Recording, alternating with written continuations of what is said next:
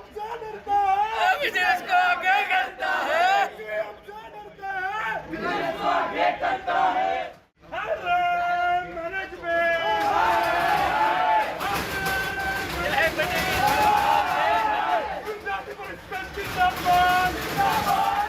आज MS university में अखिल भारतीय विद्यार्थी परिषद द्वारा विविध विषयों लईने रजूआत करवानी अंदर आई है, जेनी अंदर मुख्य विषय है कि एमएस यूनिवर्सिटी में 24 ऑक्टोबर 2024 के अंदर पादरा बिल्डिंग पर घना बधा विद्यार्थियों एक्जाम आपी थी SYBCOM, परंतु एमांथी 110 विद्यार्थियों मार्कशीट एमएस यूनिवर्सिटी द्वारा गुम थई गई है।